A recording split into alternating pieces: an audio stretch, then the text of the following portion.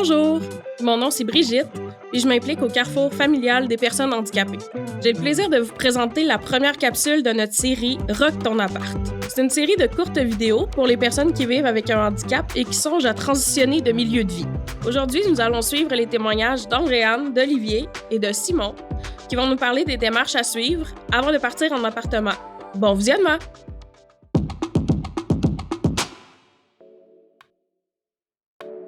Moi, c'est Andréane Thibault. J'ai un spina bifida. Je suis en appartement seul depuis 6 mois maintenant. Mon nom est Olivier Dorval. J'ai le spina bifida. C'est une malformation de la colonne de naissance. Et je suis en appartement depuis 2015. Je m'appelle Simon April. Je suis atteint de l'ostéogenèse imparfaite. Donc, c'est une maladie génétique là, des os fragiles. J'ai vécu pratiquement 15 ans en appartement. Mais maintenant, là, avec ma conjointe, en 2017, on a décidé de vouloir s'acheter une maison.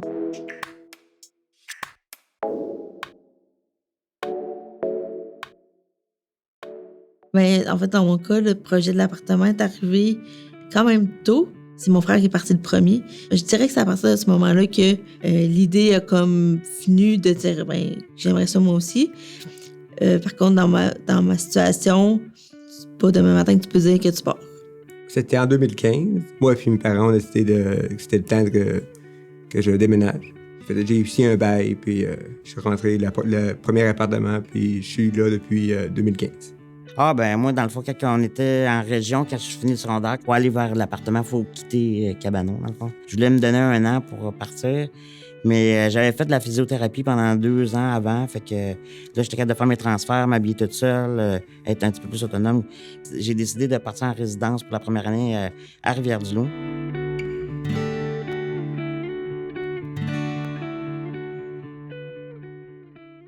Les personnes qui m'ont parlé de la possibilité d'aller en appartement, c'est mes parents. Donc, c'était le temps que je déménage. On se chicanait beaucoup. Quelques mois après, j'ai emménagé. Depuis ce temps-là, je suis à la même place.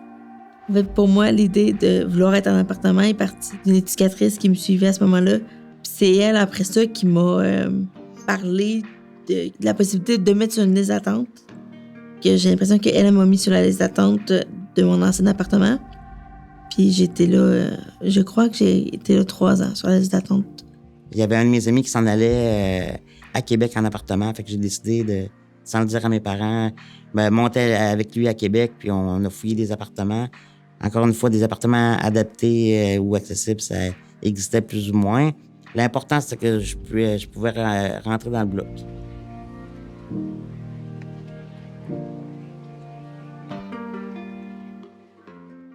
Ma raison pour quitter le nid familial, c'est parce que c'était les études. À la base, c'était pour les études. Fait que si on veut, si on veut aller plus loin, l'aspect, justement, là, passer de Rivière-du-Loup à Québec, c'est ce côté-là que je cherchais. Aller à Québec, ça voulait dire que je coupais le cordon, puis je m'organisais toute seule, puis peu importe les situations qui allaient m'arriver, ben j'allais me débrouiller, puis ça allait forger mon caractère. J'ai tout le temps été un peu comme ça, là. Pour ce qui est de la transition, ça a été plusieurs années d'apprentissage sur des tâches. Se mettre sur une liste d'attente aussi, parce que quand tu étais à mobilité réduite, ça prend nécessairement un appartement adapté. Donc, c'est des listes d'attente, malheureusement. Mais c'est ça, pour finalement aboutir à un appartement.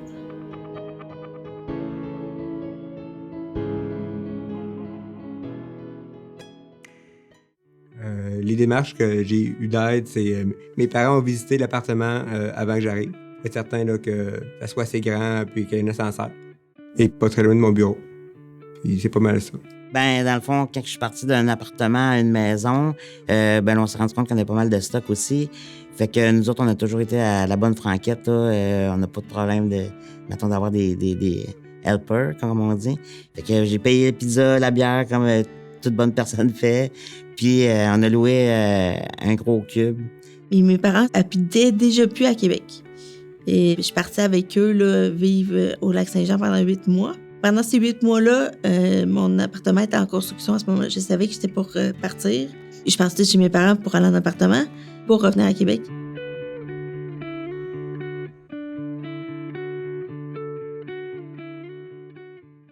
Dans le fond, pour vivre mieux à domicile, j'avais tout le temps du soutien à domicile. Comme j'expliquais, en appartement, je me servais de mes colocataires pour ça. Fait qu'à la base, j'avais du soutien à domicile quand j'étais chez mes parents. Puis à l'époque, c'était plus facile. On pouvait transférer ces programmes-là d'argent entre CLSC. Fait que quand je suis à la Rivière-du-Loup, mon budget d'aide à domicile, il a suivi. Quand je suis allé à Québec, la même chose, il a suivi. À l'époque, il te demandait qu'est-ce que tu avais de besoin. Fait que moi, je disais, j'avais besoin de m'aider pour faire mes courses. J'avais besoin peut-être à l'aide des fois à la préparation de repas, pour le ménage, puis mon lavage. Moi, c'était beaucoup ça que j'avais de besoin. J'ai pas eu vraiment d'évaluation. Quand j'ai appelé au CLSC, ils m'ont demandé combien d'heures j'avais besoin. En sachant pas, j'ai dit 5 heures. Pendant quelques années, j'ai eu 5 heures, donc 2 heures de ménage et 3 heures de repas par semaine. Par contre, vu que je travaille à temps plein, je voulais pas qu'ils viennent chez nous la semaine pendant que je travaille. Je voulais qu'ils viennent chez nous la fin de semaine. Ça a duré quelques années, et quelques années après, là, il n'y avait plus personne qui voulait faire les repas et le ménage la fin de semaine. Donc, depuis ce temps-là, c'est mes parents et ma tante. Quelques fois par année, ils font un grand ménage chez nous. Moi, j'ai eu une évaluation pour les besoins en appartement qui a été faite par un travailleur social alors que j'habitais dans l'autre appartement avant. Ils vont vraiment avec le nombre d'heures que tu as besoin. Fait que moi, j'étais en colocation à ce moment-là. J'avais moins d'heures. C'était comme en commun, mais c'était sur ses heures à elle. Puis moi, au final, j'avais 30 minutes.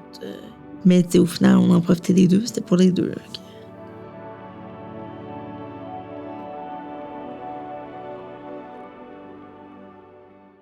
En fait, on m'a mis sur une liste d'attente, fait que j'ai pas choisi l'appartement en tant que tel, mais il me disait souvent, il y a un appartement adapté à cet endroit-là, fait que c'est à prendre ou à laisser.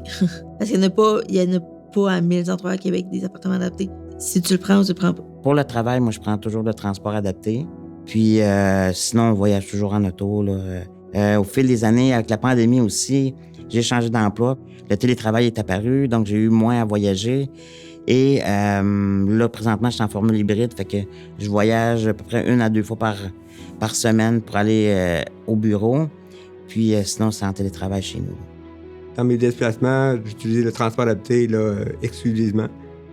Donc, pour ce qui est de l'épicerie et des choses plus lourdes, mes parents m'aident là, pour le transporter. J'ai pris le RTC là, quelques fois dans ma vie, mais donc pas très souvent.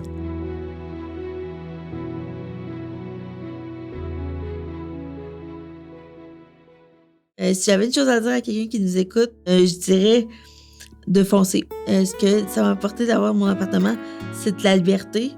Faire des choses quand je voulais, comme je voulais. L'autonomie aussi d'aller, de sortir quand tu veux aussi. Puis les démarches, le déménagement et l'apprentissage. Au fond, c'est pas si compliqué. Là. C'est l'adaptation, oui, mais après ça, quand on y prend goût, c'est le fun. J'encourage les personnes handicapées qui peuvent aller en appartement. Donc, ça donne de l'autonomie, ça donne de la liberté. Et aussi, on peut choisir des choses qu'on peut pas faire si on reste chez des personnes. Et on est bien chez nous. Dans le fond, moi, je conseille à tout le monde qui sont capables de le faire, de ne pas avoir peur. Si tu as du soutien à domicile, tu as une belle place pour vivre, je pense que là, tu viens d'avoir un pas en avant vers le succès. Vivre en appartement ou vivre autonome, ça n'a pas de prix. Là. Puis en plus, nos parents, ils vieillissent. Fait que ils veulent décrocher aussi, puis vivre leur plan de retraite, puis avoir du plaisir dans leur bar aussi. Faut être fonceur un peu. C'est beaucoup de travail, mais au bout de la ligne, ça vaut la peine.